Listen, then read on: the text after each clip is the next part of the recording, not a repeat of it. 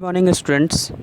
इस वीडियो में हम डिस्कस करेंगे सीटेट, टेट और बीओ संबंधी कई अन्य परीक्षाओं से में महत्वपूर्ण प्रश्नों के बारे में। जैसा कि क्वेश्चन दिया हुआ है यहाँ पर, कार्टाजेना प्रोटोकॉल किससे संबंधित है।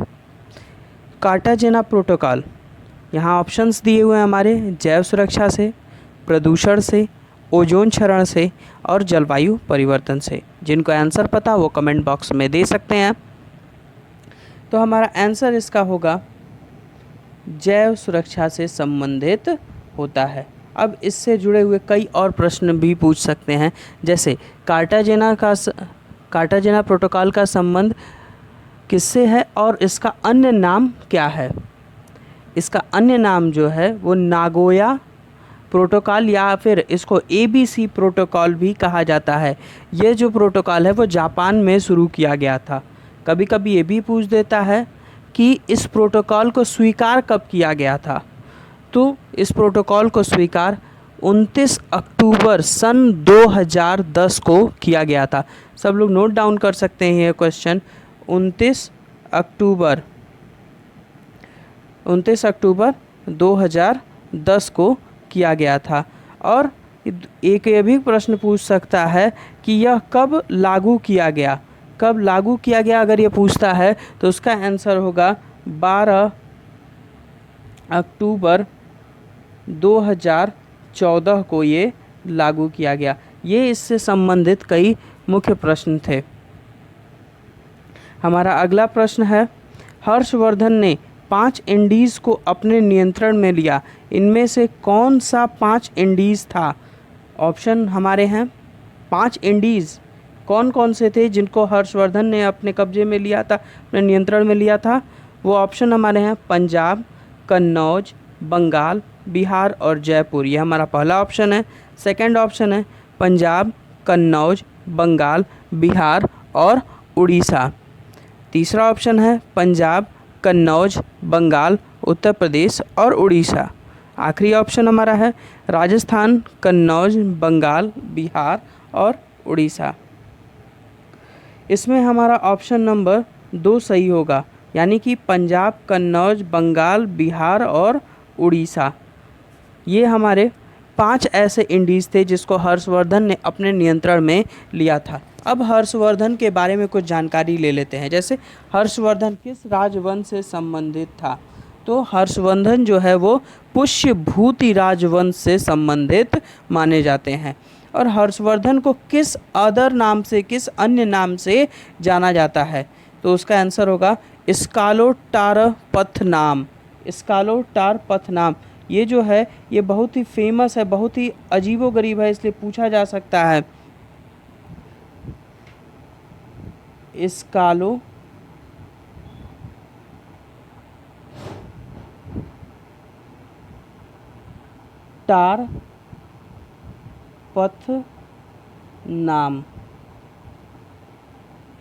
ये इनका दूसरा नाम माना जाता है। अगला क्वेश्चन इसी से है कि हर्षवर्धन ने अपनी राजधानी किस स्थान को बनाया था। तो यहाँ एक क्वेश्चन में ही इसका आंसर दिया हुआ है कि कौन सा ऐसा जगह है जिसको कब्जा किया था, तो उसमें कन्नौज नाम भी आता है। तो ये हमको याद रखना होगा कि हर्षवर्धन ने अपनी राजधानी कन्नौज को बनाया था।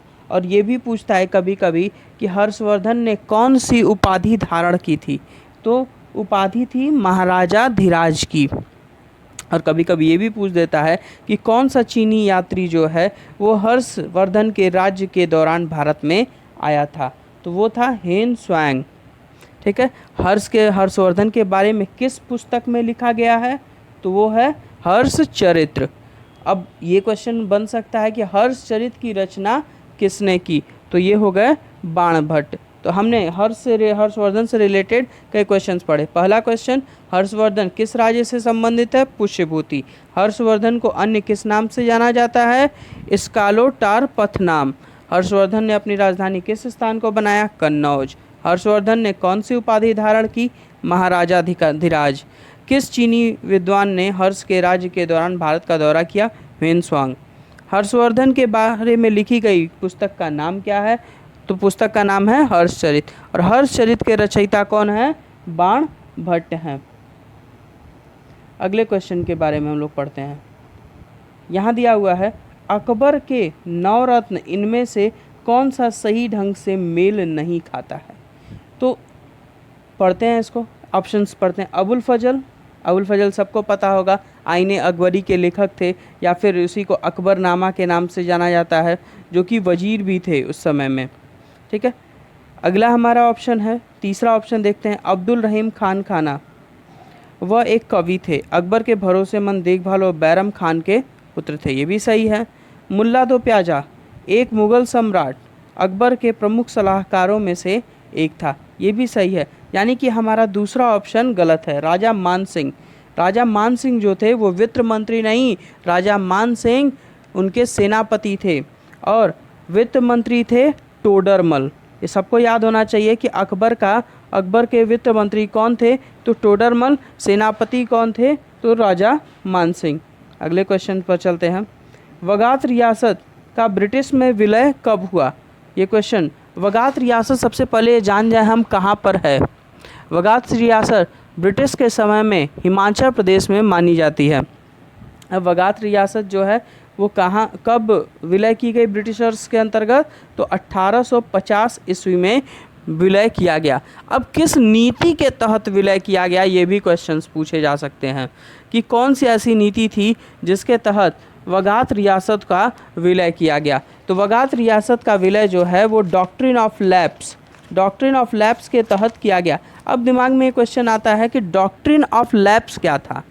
Doctrine of lapse Lord Dalhousie द्वारा चलाई गई एक पॉलिसी थी कि अगर कोई भी व्यक्ति, कोई भी राजा बिना अपनी संतान के, बिना पुत्र के मर जाता है, मृत्यु हो जाती है उसकी, तो उसका राज्य जो है वो ब्रिटिश गवर्नमेंट हथिया लेगी। इसके संबंध में बहुत सारे ऐसे राज्य हैं जिन पर उन्होंने अपना अधिकार किया, जैसे 1848 में सतारा पर राज्य किया, 1849 में जयपुर को हथियाया, 1852 में उदयपुर को हथियाया, 1854 में नागपुर को अपने कब्जे में लिया, और 1855 में करौली नाम के एक राज्य को अपने कब्जे में लिया। इस तरह के बहुत सारे क्वेश्चन जो हैं इनसे बनते हैं। तो इससे जो क्वेश्चन बनते थे मैंने बता दिए। पहला क्वेश्चन इससे बना था कि कब विलय हुआ, 1850, किस राज्य से ये बिलोंग करता है, तो वो हिमाचल प्रदेश। अगला क्वेश्चन हमारा बन रहा था कि ये किस नीति के तहत विलय कराया गया, तो वो डॉक्ट्रिन ऑफ लैप्स है। और डॉक्ट्रिन ऑफ लैप्स की शुरुआत किसने की थी, तो डॉक्ट्रिन ऑफ लैप्स की शुरुआत की थी लॉर्ड डलहौजी ने। किन किन जगहों को किस किस समय में मिलाया गया ये भी मैंने बता दिया। जैसे 1848 में सतारा को मिलाया गया, 1849 में जयपुर को, 52 में उदयपुर को, ऐसे ही और भी कई राज्यों को मिलाया गया। अगले क्वेश्चन पे चलते हैं। निम्नलिखित में से किसने गांधी जी के नमक आंदोलन में भाग लिया। कौन सी ऐसी महिला थी जिन्होंने भाग लिया। अब देखते हैं सरोजिनी नायडू। सरोजिनी नायडू का नाम तो सबने सुना हुआ है। सरोजिनी नायडू ने क्या किया था, इस आंदोलन में महिलाओं के समूह का नेतृत्व किया था। दूसरा नाम आता है राजकुमारी अमृता कौर। ये जो है पंजाब से रिलेटेड है, पंजाब से निकल करके इन्होंने महात्मा गांधी का साथ दिया था। कमला देवी चट्टोपाध्याय वहाँ पर नमक बनाने का उन्होंने काम किया था। यानी कि सीधी बात है कि कमला देवी चट्टोपाध्याय भी उनके साथ थी। और एक और महिला थी, उनका नाम है आंध्र प्रदेश की दुर्गाबाई देशमुख। ये 4 महिलाएं जो थीं जिन्होंने बढ़ चढ़ करके इसमें भाग लिया था। यानी कि हमारा उत्तर इसमें हो जाएगा उपयुक्त सभी। ये सभी महिलाएं जो हैं वो इससे बिलोंग करती हैं। सरोजिनी नायडू, राजकुमारी अमृता कौर पंजाब, कमला देवी चट्टोपाध्याय और दुर्गा देवी देशमुख। नेक्स्ट क्वेश्चन है विषाक्त मस्टर्ड गैस क्या होती है। गैसियस फॉर्म में पाई जाती है, ठोस में पाई जाती है, द्रव में पाई जाती है। तो हमको ये पता होना चाहिए। साफ यहाँ लिखा है विषाक्त मस्टर्ड गैस। अब जब विषाक्त मस्टर्ड गैस लिख दिया तो यानी ये किस फॉर्म में होगी, गैसियस फॉर्म में होगी, यानी ये गैस होगी। ये एक तरह का बायो वेपन के रूप में इस्तेमाल किया जाता है। ठीक है, नेक्स्ट है डायनामाइट के निर्माण में प्रयुक्त होने वाला रसायन कौन सा है। तो ये हमको पता होना चाहिए कि डायनामाइट इसमें प्रयोग किए जाने वाले रसायन का नाम है ग्लाइसेरॉल ट्राइनाइट्रेट, जो कि सोडियम नाइट्रेट और ग्लिसरीन से मिल करके बनता है, ग्लाइसेरॉल ट्राइनाइट्रेट। अब ये हमें पता होना चाहिए कि इसकी शुरुआत किसने की और कब की। डायनामाइट, सबको पता होगा कि डायनामाइट जो है शुरुआत किया था अल्फ्रेड नोबेल ने। डायनामाइट को बनाने का काम किसने किया था? अल्फ्रेड नोबेल ने किया था। किस लिए किया था? पहाड़ों को तोड़ने के लिए। 1863 में इसको बनाया गया था, यानी 1863 में इसको बनाया गया। 1863 ये डेट जो है सब लोग याद कर लें, क्योंकि कभी कभी पूछा जा सकता है कि डायनामाइट का आविष्कार कब हुआ। ठीक है, तो ये पूछा जा सकता है, इसलिए याद रखना बहुत ज़रूरी है।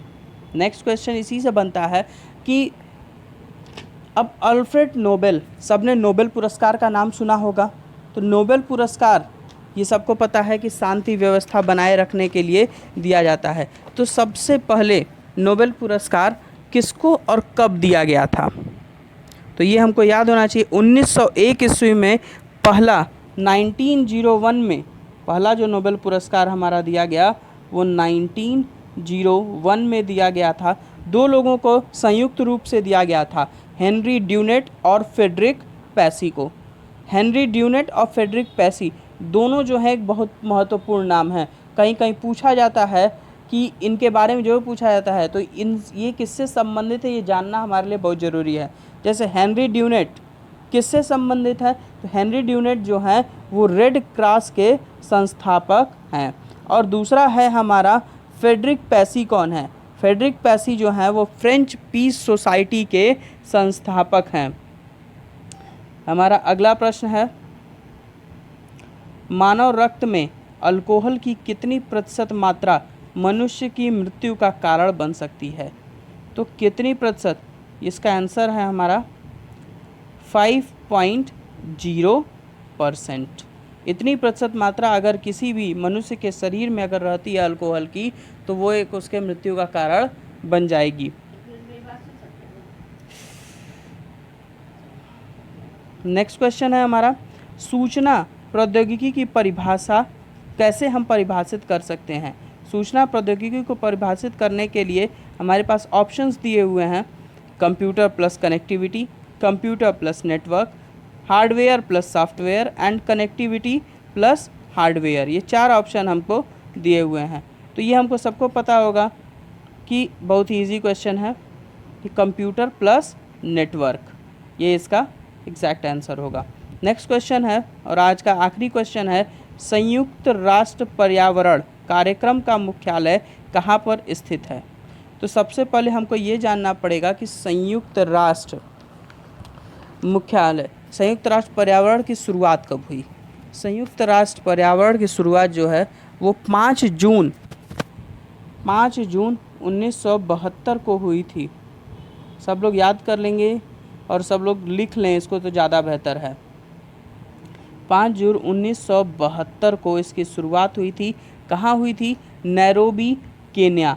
यानी कि अब मैंने आंसर भी दे दिया इसी में कि नैरोबी एक ऐसा प्लेस है जो कि इसका मुख्यालय के नाम से जाना जाता है। यहाँ पर इसका मुख्यालय स्थापित है। अब आज का क्वेश्चन है कि इंटरपोल की स्थापना कब और कहाँ हुई थी?